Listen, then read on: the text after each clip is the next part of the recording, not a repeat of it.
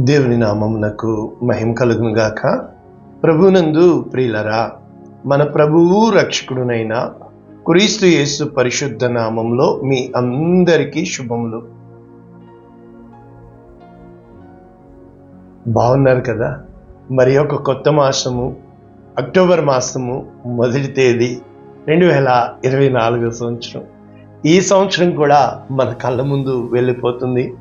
అంటే దేవుని యొక్క గొప్ప కార్యాలు మన జీవితంలో ఆయన ఏమి ఆశపడుతున్నాడో నిజంగా ఒకసారి వెనక్కి తిరిగి చూస్తే, మరి ఈ నడిచి వచ్చిన సంవత్సరంలో ఎన్నో ఎన్నో ఎన్నో చెప్పుకుంటాం కదా, హ్యాపీ న్యూ ఇయర్ అని, అదని ఇదని కదా.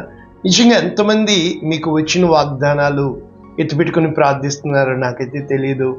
మరి ఈ సంవత్సరము నాకు చెప్పబడింది రక్తవర్ణ సంవత్సరము. నిజంగా నేను నడిచి వచ్చిన మార్గము, మాకు పాట కూడా ఇవ్వబడింది. ఏంటో తెలుసా?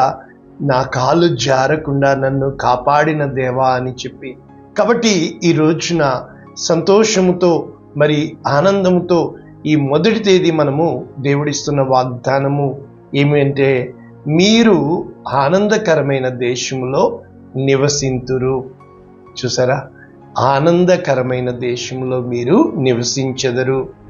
మలాకీ గ్రంథము 3వ అధ్యాయము 12వ వచనం, పూర్తి వచనము, అప్పుడు ఆనందకరమైన దేశములో మీరు నివసించెదరు కనుక అన్యజనులందరూ మిమ్మను ధన్యులు అందురని సైన్యములకు అధిపతి యెహోవా సెలవిచ్చుచున్నాడు.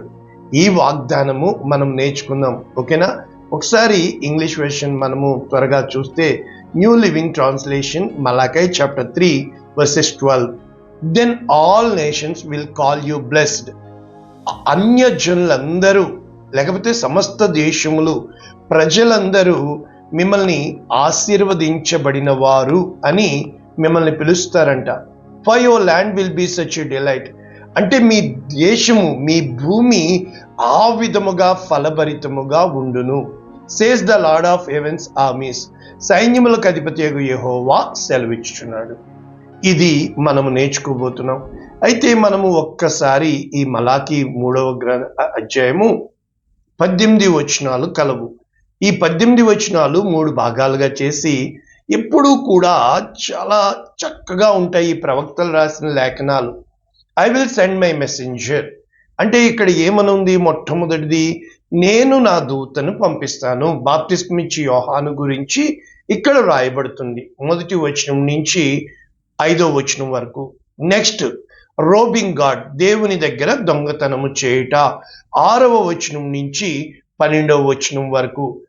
తర్వాత ద బుక్ ఆఫ్ రిమెంబరెన్స్, 13వ వచనం నుంచి 18 వరకు, జ్ఞాపకార్థ గ్రంథము. ఇవే టైటిల్స్. అయితే న్యూ లివింగ్ ట్రాన్స్లేషన్ వాళ్ళు ఏ విధంగా పెట్టారంటే చాలా చక్కగా పెట్టారు. The coming day of judgement, రానయ్యున్న దేవుని ఉగ్రత దినము, లేకపోతే దేవుని యొక్క తీర్పు దినములు, మొదటి 5 వచనాలు. ఏ కాల్ టు రిపెంటెన్స్, పశ్చాత్తాపం పొందుటకు పిలుపు, 6వ వచనం నుంచి 15వ వచనం వరకు, పశ్చాత్తాపం పొందుటకు. ఇక చివరిగా 16 నుంచి 18, the Lord's promise of mercy, దేవుని యొక్క వాగ్దానము, నీ పట్ల దయ చూపిస్తాను అని. చూసారా 3 భాగాలు ఎంత చక్కగా రాశారో. What is the day of judgement, తీర్పు. రెండవది, మారు మనస్సు పొందండి. మూడవది, మిమ్మల్ని నేను తిరిగి ఆశీర్వదిస్తాను. ఇది మనము నేర్చుకోబోతున్న వాక్యం. ఒక్కసారి మళ్ళా వాక్యం చదివితే చాలా జాగ్రత్తగా కనబడాలి. మీరు ఆనందకరమైన దేశములో నివసించెదరు. మీరు ఆనందంతో ఉంటారు అని చెప్పట్లా, ఆనందకరమైన దేశము అంటే మిమ్మల్ని బట్టి దేశము శపించబడిన, దేశము దీవించబడిన, అది మనల్ని బట్టి అని అర్థం అన్నమాట. కాబట్టి నిన్ను కాదు, నీ యొక్క ల్యాండ్ని, నీ ఉన్న స్థలాన్ని, నీ యొక్క గ్రామాన్ని, నీ ద్వారా నీ పట్టణాన్ని, నీ ద్వారా నీ రాష్ట్రాన్ని, నీ ద్వారా నీ దేశాన్ని. అంటే ఆశీర్వాదం అనేది ఎలా ఉంటుందంటే, నిన్ను పొందుకునేది కాదు, నీవు అనేక మందికి ఆశీర్వాదముగా మారటం. అంటే ఇప్పుడు మనము ఈ యొక్క వాక్యములు చూస్తే 2వ స్టేట్మెంట్ ఏమనుంది? అన్యజనులు అందరూ మిమ్మును ధన్యులు అని అందురు. ఎందుకు అనేది ఇక్కడ అసలు మలాకి 3వ అధ్యాయము ఏమని చెప్పబడుతుంది? మొదటి వచనము, ఇదిగో నాకు ముందుగా మార్గము సిద్ధపరచుటకై నేను నా దూతను పంపుచున్నాను. బాప్తిస్మిచ్చి యోహాను కొరకు ఏలియా ఆత్మతో నింపబడవాడని ఈ 3వ అధ్యాయం 4వ అధ్యాయం కూడా చెప్పబడుతుంది. అయితే మనము ఇక్కడ త్వరగా వెళితే మనకి ఎక్కడి నుంచి వాక్యాలు ఉంటాయి అని అంటే, దేవుని యొక్క వాక్యము ఈ మలాకి గ్రంథము 3వ అధ్యాయము 6వ వచనంలో, యెహోవానైన నేను మార్పు లేని వాడను గనుక యాకోబు సంతతి వారైన మీరు లయము కాలేదు. ఆయన ప్రేమ శాశ్వతమైన ప్రేమ కనుక ఇక్కడ ఏమని చెప్తున్నాడు? మీరు నా తట్టు తిరిగిన ఎడల నేను మీ తట్టు తిరుగుదును. కాబట్టి దేవుని వైపు మనము చూచినప్పుడు, దేవుని కృప కొరకు చూచినప్పుడు ఇక్కడ నేరం మోపబడుతుంది. ఈ మలాకి గ్రంథంలో అన్నీ కూడా ప్రశ్నలే ఉంటాయి. మనము గమనిస్తే ఇక్కడ మానవుడు దేవుని యొద్ద దొంగిలునా అని చెప్పుతూ ఇక్కడ దశంభాగాల గురించి రాయబడుతూ ఉంటుంది. శాపగ్రస్తులు ఎందుకయ్యారు అనేది చెప్పబడుతూ 11వ వచనం ఏమంటుంది? మీ పంటను తినివేయు పురుగులను నేను గద్దించెదను. అంటే ఎప్పుడైతే నీవు దేవుని వైపు తిరుగుతావో, ఎప్పుడైతే నీ మొక్కుబడులు చెల్లిస్తావో, ఎప్పుడైతే దేవునికి అనుకూలముగా, దేవుని హృదయానికి ఇష్టముగా, దేవుని చిత్తములో నీవు ఇమిడిపోతావో, దేవుని యందు ప్రియమైన దేవుని బిడ్డ, ఇక్కడ ఏమని చెప్పబడుతుంది? నేను వాటిని గద్దించెదను, అవి మీ భూమి పంటను నాశనం చేయవు. అంటే అకాల వర్షాలు, వరదలు, ఈ రిపేర్లు, ఈ రోగాలు ఇవన్నీ వచ్చేస్తున్నాయి కదా. మీ ద్రాక్ష చెట్లు అకాల ఫలములను రాల్చకుండా యుండును. కాబట్టి ఇక్కడ మనము చూస్తుంది ఏంటి? నాశనకర్తను, పాడు చేయు వాటిని, రోగమును అంటే దేవుడే పంపుతాడు, దేవుడే వాటిని తీసివేస్తాడు. ఇది మనము గమనించినప్పుడు అప్పుడు మీరు ఆ యొక్క ల్యాండ్ సస్యశ్యామలముగా ఉంటుంది. ఏమని చెప్తున్నాడు? మీరు బహు గర్వపు మాటలు పలికి మళ్ళా అడుగుతున్నారు ఏం చెప్పామని. మనం అంటాం కదా చాలాసార్లు, ప్రస్తుతానికి నేను కూడా కొన్నిసార్లు అనుకుంటూ ఉంటాను కదా, నెంబర్ 1, దేవుని సేవ చేయట నిష్ఫలము అని నాకేమిచ్చాడు సైతాన్ అంటూ ఉంటుంది. నీకేమిచ్చాడు? అందరూ అంటూ ఉంటారు, అందరూ సేవ చేయట్లేదా, నీకేమొచ్చింది అని చెప్పి. కానీ ఆయన ఆజ్ఞలను గైకొని సైన్యములకు అధిపతియగు యెహోవా సన్నిధిని మనము దుఃఖాక్రాంతులుగా తిరుగుట వలన ప్రయోజనమేమి? కాబట్టి మనం అనుకుంటూ ఉంటాం కదా, అందరూ బాగున్నారు, నేనే బాగాలేదు, దుష్టులు బాగున్నారు, అదేంటో వాడు ఇంత చెడులో ఉన్నాడు, వాడే బాగున్నాడు. ఇక్కడ చెప్పుతూ గర్విష్ఠులు ధన్యులగుదురనియు, యెహోవాను శోధించు దుర్మార్గులు వర్ధిల్లుదురనియు, వారు సంరక్షణ పొందుదురనియు మీరు చెప్పుకొంచున్నారు. ఈ యొక్క గ్రంథం అంతా మీరు ఇలా చెప్పుకుంటున్నారు, మీరు ఇలా చెప్పుకున్నారు. ఇక్కడ 16వ వచనంలో మీరు మాట్లాడుకుంటున్న మాటలు నేను వింటున్నాను అంటూ బుక్ ఆఫ్ రిమెంబరెన్స్. ఎన్ని ఆ యొక్క గ్రంథాలు దేవుని దగ్గర ఉన్నాయి? నీ కన్నీళ్లు అన్నీ కూడా ఆయన కవిల్లో దాచిపెట్టాడు. అంటే నీ కన్నీళ్ల కొరకు ఒక గ్రంథం ఉంది, నీ సంచారములన్నీ ఒక గ్రంథము. ఆయన గ్రంథంలో నీ మూమెంట్స్ అన్నీ కూడా రాశాడు. జీవ గ్రంథం ఉంది, జ్ఞాపకార్థ గ్రంథం ఉంది, ఇలాగా ఇంకా కొన్ని గ్రంథాలు ఉన్నాయి. అది మన సబ్జెక్ట్ కాదు ఇప్పుడు. కాబట్టి ఇప్పుడు ముగింపు ఏమని చెప్తున్నాడు? నేను నియమింపబోవు దినము రాగా వారు నా వారై నా స్వకీయ సంపాద్యమే. అంటే నిన్ను ఆ యొక్క, ఇప్పుడు ఉదాహరణకి యాకోబును ఇశ్రాయేలుగా మార్చాడు, మరి ఇస్సాకుని మార్చలా. ఇస్సాకుని బలియాగము ఎప్పుడైతే తండ్రి ఆజ్ఞకు విధేయుడై ఇస్సాకు బలిపీఠం మీద ఉన్నాడో, పేట్రియాక్స్ అంటారు. అంటే మూలకర్తలు ఎవరు? 3, అబ్రహాము, ఇస్సాకు, యాకోబు.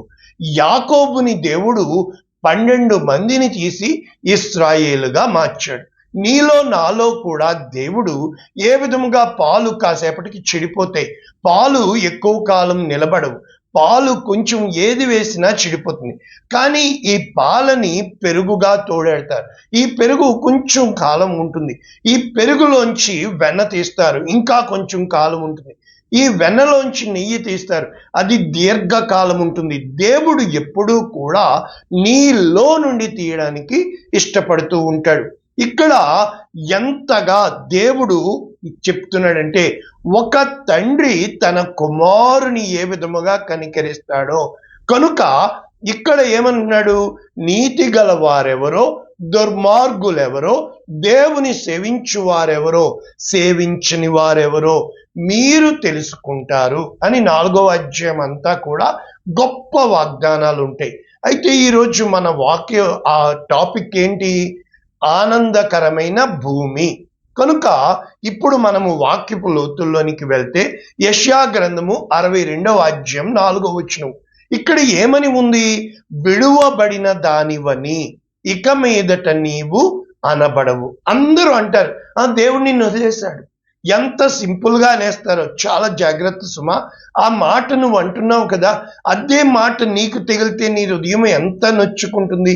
ఆ వ్యక్తి కృంగిపోయిన స్థితిలో ఉన్నప్పుడు, ఆ వ్యక్తి విరిగిపోయిన స్థితిలో ఉన్నప్పుడు, ఆ వ్యక్తి నలిగిపోయిన స్థితి, ఎంతగా నీ మాటలు కట్టేవిగా ఉన్నాయా, కాల్చేవిగా ఉన్నాయి. ఎన్నో వాక్యాలు ఉన్నాయి, అనుభవంతో వచ్చాను, ఆత్మ నింపుదల కలిగి ఉండి ఈ వాక్యాలు మీకు నేర్పిస్తున్నాను. కారణం ఏంటంటే, ప్రభువునందు ప్రియమైన దేవుని బిడ్డ, నీకు నచ్చిందా లేదా కాదు, నేను చెప్తున్న నీ జీవితంలో జరిగింది కదా. అయితే దేవుని యొక్క వాక్యము ఇప్పటికైనా వాక్యపు వెలుగులో, వాక్యం అనే అద్దములో, వాక్యం అనే బండ ఆ యొక్క సుత్తితో, అంటే అర్థం ఏంటంటే, సుత్తికి దెబ్బలు తగులుతాయా, బండకి తగులుతాయి, కానీ ఆ బండ శిల్పముగా మారుతుంది. అదే విధంగా అర్థం ఏమైనా మారుతుందా, నీ నిజ స్వరూపమును చూపిస్తుంది. నీవు ఏది అద్దం ముందు నిలబడ్డావో అదే చూపిస్తుంది. ఈ విధముగా దేవుని యొక్క వాక్యము అగ్ని అయి ఉన్నది. అగ్ని నీలో ఉన్న మస్టును తీసివేసి శుద్ధీకరిస్తుంది. అందుకు వాక్యం నేర్చుకోవాలి. ఇక్కడ నీవు పాడైన దానవని, నీవు ఇక నీ దేశము గుచ్చి, కనుక దేశం పాడైపోయింది, అతని యొక్క స్థలము పాడైపోయింది, అతను ఉన్న ఆ భూమి పాడైపోయింది. ఐరన్ లెగ్ అంటారు కదా, ఎక్కడ అడుగు పెట్టినా పాడైపోయింది, నాశనం నాశనం అని కాదనమాట. దేవుడు ఏ నాశనానికి అప్పగించాడో తిరిగి ఆశీర్వాదముగా మారుస్తాడు. కనుక ఇంకా ఎన్నడూ చెప్పబడదు అని కానీ యెహోవా నీను గూర్చి ఆనందించుచున్నాడు, నీ దేశము సంభ్రమ ఆశ్చర్యం వివాహితమగును అని ఉంది. అంటే నీవు ఒంటరి దానవు కాదు. ఇక్కడ ధన్యులు అని చెప్పబడింది కదా, కీర్తన 72 చాలా ధన్యులు చెప్పబడుతుంది. అక్కడ దావీదు పరిపాలన గురించి చెప్పబడుతుంది. ఈ 17వ వచనం ఏమనుందంటే, అతని పేరు నిత్యము నిలుచును, అతని నామము సూర్యుడున్నంత కాలము చిగుర్చుచుండును. యేసు ప్రభు నామం మెస్సియా, దావీదు కుమారుడు, అతనిని బట్టి మనుష్యులు దీవించబడదు. యేసు నామమున ప్రార్థన చేస్తున్నాము తండ్రి. యేసు పరిశుద్ధుడు, యేసు రక్తము కాచి నిన్ను నన్ను కడిగి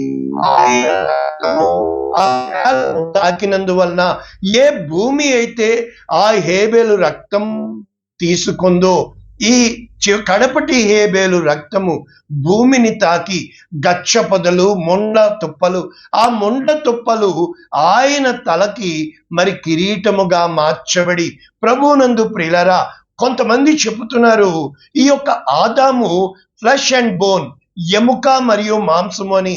అందుకే అవ్వ అంటాడు, you are my flesh and my bone, నీవు నా ఎముక నా మాంసము అని చెప్పి. ఎప్పుడైతే పాపం చేశారో అప్పుడు రక్తము వచ్చింది, ఏలయనగా ప్రాణమునకు మూలము రక్తము. కనుక యేసు ప్రభువారు ఆ యొక్క ఆదాము అవ్వలు ఏ విధముగా ఏదెను తోటలో దిగంబరులై ఉన్నారో, యేసు ప్రభువారు శిలువ మీద దిగంబరిగా మారి ఆ యొక్క తిరిగి మహిమను సంపాదించుకొని ఆ యొక్క ఎముకగా మాంసముగా మారాడు. ఎముక ఒక్కటి కూడా విరిగిపోలా, ఆ రక్తమంతా భూమిని తాకింది. అంటే వారు చెబుతుంది ఏంటంటే, ఫ్లెష్ అండ్ బోన్, ఎముక మాంసం మాత్రం ఉంది, కానీ రక్తము, యేసు రక్తము. కనుక ఈ బ్లడ్ లోనే నీ ఎమోషన్స్ ఉన్నాయి, జాగ్రత్త. ఈ బ్లడ్, నేను వాక్యము రక్తము కొరకు చెప్పాను. ఈ రక్తం బగబగ మండుతూ ఉంటుంది. ఈ రక్తము నిన్ను ఉద్రేకపరుస్తుంది, హై బీపీ లో బీపీ అయిపోతా ఉంటుంది. కనుక రక్తమును ఎప్పుడైతే నీవు కూల్గా, సమానముగా, దీర్ఘశాంతంతో ఉంటావో ఆరోగ్యంగా, సుఖముగా ఉంటావు. ఇక్కడ అతనిని బట్టి మనుష్యులు దీవింపబడుదురు, అన్యజనులందరూ అతడు ధన్యుడని చెప్పుకుందురు. ఎంత గొప్ప ఆశీర్వాదం కదా. నిజంగా ఇటువంటి మంచి పేరు మనకుంటే ఇదే వాక్యాలు యెషయా గ్రంథము 61వ అధ్యాయం 6వ వచనం, మీరు యెహోవాకు యాజకులు అనబడుదురు. చూసారా, అంటే ఇంతమంది సేవ చేస్తున్నారు కదా. దేవుడు ఏర్పరచుకున్న సేవకుడు ఎవరు? ఈ రోజుల్లో సంఘానికి వెళ్తున్న వాళ్ళకి ఫోన్లు చేసి నువ్వు మా సంఘానికి రా అంటున్నారు కదా. మరి ఆలోచించండి, నిజంగా దేవుడు ఏర్పరచుకున్న సంఘానికి నువ్వు వెళ్తున్నావా? నిజంగా దేవుడు ఏర్పరచుకున్న సేవకుణ్ణి నువ్వు గ్రహించగలుగుతున్నావా? లేకపోతే గుంపంతా అక్కడికి వెళ్తుంది, నేను కూడా అక్కడికి వెళ్తున్నాను అని నీవు వెళ్తున్నావా? నిజంగా దేవుడు నిన్ను చెప్పిన చోటికి, నిన్ను నడిపించిన చోటికి నువ్వు వెళ్ళగలుగుతున్నావా? ఇక్కడ వారు మా దేవుని పరిచారకులని మనుష్యులు మిమ్మను గూర్చి చెప్పుదురు. ఎంత మంచి మాటలు కదా. జనముల ఐశ్వర్యమును మీరు అనుభవించెదరు, వారి ప్రభావమును పొంది అతిశయించెదరు. ఇక్కడ చెప్పబడుతుంది, మీ అవమానమునకు ప్రతిగా, అంటే పాడైపోయారు, విడిచిపెట్టారు, నిందలు అవమానాలు కదా, అప్పగిస్తాడు దేవుడు కొంతకాలం. రెట్టింపు ఘనత పొంద, అంటే ఎంతకి ఎంత, ఎంతకి ఎంత, ఎంతకి ఎంత, అంతకు అంత, అంతకు అంత దేవుడు నిన్ను దీవించువాడుగా ఉన్నాడు. తాము పొందిన నిందకు ప్రతిగా వారు సంతోషముతో గంతులు వేస్తారు. కాబట్టి రెట్టింపు భాగమునకు కర్తలగుతారు, నిత్యానందము వారికి ఉంటుంది. ఎందుకు? యెహోవానగు నేను న్యాయము చేయుట నాకిష్టము, అన్యాయముగా ఒకని సొత్తు పట్టుకొనుట నాకు అసహ్యము. కాబట్టి సత్యమును బట్టి ఎవరి క్రియలకు దేవుడు వారికి జీతం ఇస్తూ ఉంటాడు. కాబట్టి ఇప్పుడు చెప్తున్నాడు ఈ వాగ్దానం, జనములలో వారి సంతతి తెలియబడును, జనముల మధ్య వారి సంతానము ప్రసిద్ధి నొందును, వారు యెహోవా ఆశీర్వదించిన జనమని వారిని చూచిన వారందరూ ఒప్పుకుందురు. నువ్వు అంటున్నావు ఈరోజు, ఎందుకు నాకు ఇన్ని శ్రమలు, ఎందుకు నీకిన్ని కష్టాలు, అందరూ బాగున్నారు. లేదు, అందరూ చూడాలి. నీ సాక్ష్యము ప్రజలు చూచే విధముగా నీవు జాగ్రత్త పడాలి. నీవు కృంగిపోయిన స్థితి, నీవు లేవనెత్తబడిన స్థితి, నీవు మరచిపోయిన స్థితి, నీవు మరువబడిన స్థితి, నీవు విడువబడిన స్థితి, నీవు అన్యాయమైపోయిన స్థితి ప్రజలు చూడాలి. ఇది దేవుని కార్యము.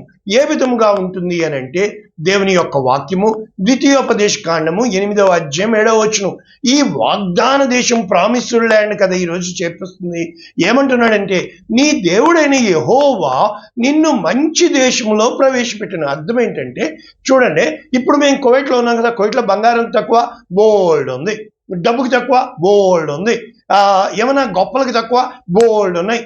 కానీ మన దగ్గర ఏమున్నాయి? పైసా లేదు కదా. అంటే అర్థం ఏంటంటే, అక్కడ నీ స్థితి మారుతుంది, నీ యొక్క పరిస్థితి మారుతుంది, నీ యొక్క స్థితిగతులన్నీ కూడా ప్రార్థనకి మించింది లేదు. కాబట్టి నీ దేవుడైన యెహోవా అక్కడ వాగ్దానం, బానిస దేశంలోంచి ఈ వాగ్దాన దేశంలోనికి దేవుడు నడిపిస్తున్నాడు. దేవుడి యొక్క డిసిప్లైన్ లో నడవాలి, అప్పుడు డిసైపుల్ అవుతావు. కాబట్టి అది నీటి వాగులు, లోయలలో నుండి, కొండల నుండి పారు ఊటలు, అగాధ జలములు గల దేశం. చూసారా, అది గోధుమలు, యవలు, ద్రాక్ష చెట్లు, అంజూరపు చెట్లు, దానిమ్మ పండ్లు గల దేశము, ఒలీవ నూనె, తేనె గలది, సమృద్ధిగా అనమాట. ఇప్పుడు ఈ కువైట్ ఉంది కదా, పెట్రోల్ పడకముందు వీరి స్థితి ఇప్పుడు పడినప్పుడు, ఇప్పుడు ఎంత హైటెక్ వచ్చేస్తున్నాయి. చూద్దాం కాలం ఎలా మారిపోతుందో. కనుక కరువు అనుకోకుండా నీవు ఆహారము తిను దేశం. అందుకే నీ దేశం కోసం నువ్వు ప్రార్థించాలి, నీ చుట్టుపట్ల వారి కోసం ప్రార్థించాలి, నీ ఉంటున్న స్థలం కోసం దీవించాలి. నీవు అనేక మందికి దీవెన కావాలి, అందులో నీకు ఏ లోపం ఉండదు. ఉదాహరణకి ఒక మంచి, ఇప్పుడు ఫ్రిడ్జ్లో ఎందుకు పెడతావు చెప్పు? ఫ్రిడ్జ్లో ఎందుకు పెడతావు? పాడైపోతుందనే కదా. అంటే ఫ్రిడ్జ్లో ఉంటే నీ కళ్ళ ముందే ఆ ఫ్రిడ్జ్ ఉందే, మరి అది బయట ఉంటే పాడైపోతుంది, ఫ్రిడ్జ్లో పెడితే బాగుంటుంది. అంటే నీ కళ్ళ ముందే నీవు ఎక్కడ ఉంటే బాగుంటుందో, ఉదాహరణకి పగలు మేఘస్తంభంగా, రాత్రి అగ్ని స్తంభంగా వారి వాతావరణం దేవుడు ఎలా అంతెందుకు, ఎంత ఎండ బయట ఉంది కదా, ఏసీలో టండా టండా పానీ అని ఫారం కోళ్ళ నువ్వు పడుకోట్లా, అంటే ఆ వాతావరణం నువ్వు మార్చుకోవట్లా. ఆ విధముగా దేవుడు దేశాన్ని చక్కబెడతాడంట. ఇంకా ఏంటి, అది ఇనుపరాళ్ళు గల దేశం. మైకా దొరుకుతుంది, ఐరన్ దొరుకుతుంది, బంగారం దొరుకుతుంది. కాబట్టి రాగిని తవ్వి తీయవచ్చు, నీవు తిని తృప్తి పొందే దేశం అంట.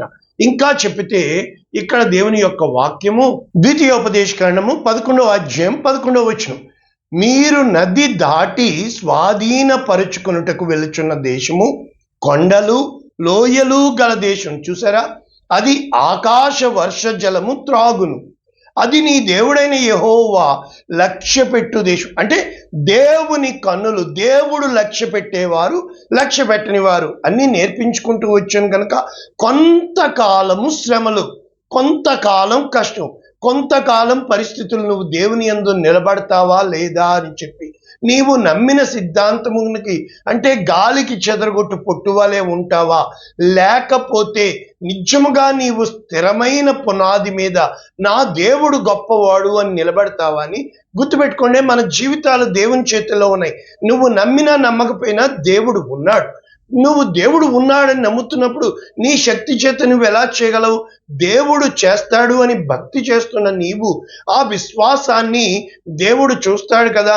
ఇక్కడ నీ దేవుడైన యెహోవా కన్నులు సంవత్సర ఆది మొదలుకొని సంవత్సర అంతము వరకు ఎల్లప్పుడూ దాని మీద ఉండును కనుక నీ పూర్ణ హృదయముతో, నీ పూర్ణ ఆత్మతో నీవు ఆయనను సేవించాలి.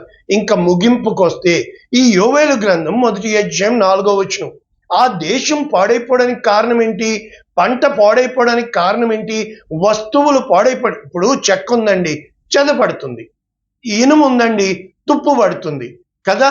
మరి ఇప్పుడు మనము కొంచెం ఈ రూమ్ అంతా శుభ్రం చేసి వదిలేసాం అనుకోండి, బూజు పడుతుంది. అంటే ఎక్కడి నుంచి వస్తుంది పురుగు? దానిలోంచే వస్తుంది. అంటే గొంగలి పురుగులు విడిచిన దానిని మిడుతలు తినివేసి ఉన్నవి. యోవేలు 1:4. మిడుతలు విడిచిన దానిని పసరు పురుగులు తినివేసి ఉన్నవి. పసరు పురుగులు విడిచిన దానిని చీడ పురుగులు తినివేసినాయి. కాబట్టి ఏమంటున్నాడు దేవుడు? దేవుడే పంపించాడండి తన యొక్క సైన్యాన్ని. ఇవి ఏం చేసినాయి? మొత్తం పంట పొలాలు, ఆ యొక్క సమస్తము ఏ విధముగా నీవు గోనె పట్ట కట్టుకొని, అంటే దేవుని మందిరము విడిచిపెట్టబడినప్పుడు చెప్పబడుతున్న మాటలు అన్నమాట. దేవుణ్ణి లక్ష్య పెట్టనప్పుడు. ఇప్పుడు యోవేలు గ్రంథము 2:21, ఇప్పుడు దేశంతో మాట్లాడుతున్నాడు, భూమితో మాట్లాడుతున్నాడు, నీవు ఉన్న స్థలముతో. అంతెందుకు, హాగర్కి ఇష్మాయేల్కి ఏం చెప్పాడు? ఆ భూమి అక్కడే తెరిచింది. అదే మోషేకు విరోధిగా పలికిన వారికి ఏం చెప్పింది? భూమి నెర విడిచి వారిని మింగివేసింది. మరి ఇప్పుడు మనం ఎన్నిసార్లు భూకంపాలు చూస్తున్నాం, టైఫోన్లు చూస్తున్నాం, ఈ ఫ్లడ్స్ చూస్తున్నాం, సైక్లోన్లు చూస్తున్నాం. మరి ఇంతగా ఆకాశాన్ని భూమిని దేవుడు వాడుతున్నాడు కదా. కనుక దేశమా భయపడక సంతోషించి గంతులు వేయము. దేశంతో చెప్తున్నాడు ఏమని? యెహోవా గొప్ప కార్యములు చేసెను. పశువులతో చెప్తున్నాడు. మరి మనుషులు చేసిన పాపం కోసమే కదా నోవాహు దినముల్లో మొత్తం జలప్రలయం, సొదొమ గొమొర మనుషులు చేసిన పాపం వల్లే కదా అక్కడ ఎన్ని ఆ పశువులు ఉన్నాయి, ఆ జంతువులు ఉన్నాయి, అవన్నీ కూడా అగ్ని గంధకాలతో దేవుడు చంపేశాడు కదా. అంటే ప్రభువునందు ప్రియులారా, ఎప్పుడైతే నీవు నీ పూర్ణ హృదయముతో దేవుని వైపు తిరుగుతావో, పశువులారా భయపడకుడి, గడ్డి బీలలో పచ్చిక మొలుచును. మరి యోనా గ్రంథంలో ఆ గడ్డి కూడా వేయొద్దంటాడే 3 దినములు పశువులకి. ఆలోచించండి, ఎట్లు ఫలించును, అంజూరపు చెట్లు ద్రాక్ష చెట్లు సమృద్ధిగా ఫలించును. సియోను జనులారా ఉత్సాహించి మీ దేవుడైన యెహోవా యందు సంతోషించుడి. ఎందుకంట తన నీతిని బట్టి ఆయన దేవుడు మంచివాడు, గుర్తుపెట్టుకోండి. ఆయన మార్పు లేనివాడు. మనకి మూడ్స్ బోల్డ్ ఉంటాయి. ఇష్టమైనప్పుడు పూర్తిగా ముద్దులతో నింపుతాం. అదే కొంచెం కష్టం వచ్చింది అనుకోండి, మొహం కూడా చొత్తే ఒట్టు. మనము మనుషులు మట్టి వంటి వారం, ఇంతకాలం కనబడి అంతలో మాయమైపోతాం. కానీ దేవుడు అలా ఉండడే. దేవుడు మార్పు లేనివాడు, దేవుడు ప్రేమామయుడు, దేవుడు వెలుగై ఉన్నాడు. కనుక ఆయన తొలకరి వర్షము, కడవరి వర్షము. అంటే ఆది ఆయనే, అంతము ఆయనే. మనం పుట్టింది ఆయన చేతిలోనే, చనిపోయేది ఆయన చేతిలోనే. కనుక కొట్లు ధాన్యముతో నిండును, క్రొత్త ద్రాక్షారసము, క్రొత్త తైలము గానుగలకు పైగా పొర్లిపారును అని చెప్పుతూ, మీరు కడుపారా తిని తృప్తి పొంది మీ కొరకు అందుకనే ఎప్పుడు మనం కృతజ్ఞత కలిగి ఉండాలి. ఈ రోజు దేవునికి నువ్వు ఇస్తున్న ప్రతి కానుక, ఈరోజు దేవుని సంఘానికి వచ్చి నువ్వు ఆరాధిస్తున్న ప్రతి ఒక్క నిమిషము ఆయన కౌంటింగ్లో ఉంటుంది. మీరు ఎక్కడొస్తున్నారు చెప్పండి? సంఘముకు వెళ్ళి నువ్వు ఆరాధించాలి. అది కూడా ఎక్కడికి వెళ్తారు? మీకు నచ్చిన చోట, మీకు నొప్పి కలగని చోట. అలా ఎలా కుదురుతుంది? దేవుడు నిర్ణయించిన చోటుకి నువ్వు వెళ్ళాలి. దేవుడు చెప్పిన ఆజ్ఞ నువ్వు చేయాలి.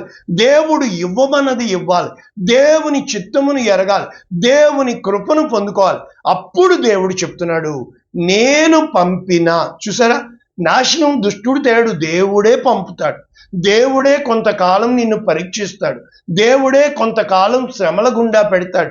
ప్రేమను పంపేవాడు దేవుడే, పగను నింపేవాడు కూడా దేవుడే. అయితే నువ్వు ఏం చేస్తావని యువర్ రెస్పాన్స్ చాలా జాగ్రత్త సుమా. నీవు ఏ విధముగా స్పందిస్తున్నావు అంటే, నీవు కష్టం వచ్చినప్పుడు ఎలా మాటలు వస్తున్నాయి, నీకు ఇష్టం వచ్చినప్పుడు ఎలా మాట్లాడుతున్నాయి. కోపంలో ఎప్పుడూ నిర్ణయం తీసుకోకూడదు, ప్రేమలో ఎప్పుడూ వాగ్దానం చేయకూడదు. ఇవి రెండూ ఉండవు. కాబట్టి ఈ కోపం కాసేపే ఉంటుంది, ఈ ప్రేమ కాసేపే ఉంటుంది. కనుక మనము ఇంతలోనే మారిపోతాం, అంతలోనే కలిపేసుకుంటాం.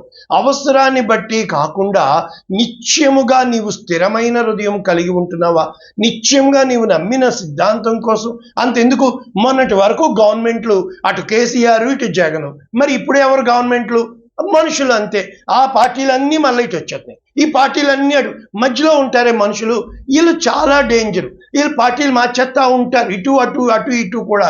మీరు ఎప్పుడైతే దేవుడు నిన్ను పిలిచాడో, దేవుడు స్థిరమైన పేరు పెట్టి నీ కొరకు గొప్ప దర్శనం ఇచ్చాడో, గొప్ప ప్రణాళిక ఇచ్చాడో, నీవు స్థిరముగా ఉండాలి. కదిలింపబడని బండ వలె ఉండాలి. ఒక సముద్రంలో బండ ఉందనుకోండి, అలా ఎగిసి పడుతుంది. కానీ బండ అలాగే ఉంటుంది. ఎంత పైకి అలా ఎగిసిందో టప్ మన కిందకి రావాల్సిందే. తారాజువ్వు ఉంది కదా, ఎంత పైకి వెళ్ళిందో అంత కిందకి రావాల్సిందే. కాబట్టి ఎప్పుడైతే నువ్వు స్థిరముగా ఉంటావో, మీకు తెలుసు కదా ఏ విధముగా స్థిరంగా. మనకి ఇప్పుడు ఈ పల్స్ స్కోప్లు అయ్యి వచ్చేసినాయి కదా. ఎవడన్నా మనిషి పోతున్నప్పుడు ఏం చూపిస్తూ ఉంటారు? ఆసిలోస్కోప్ చూపిస్తారు. ఆసిలోస్కోప్ అంటే ఏంటి? అదే పైన కింద టంగ్ టంగ్ టంగ్ టంగ్.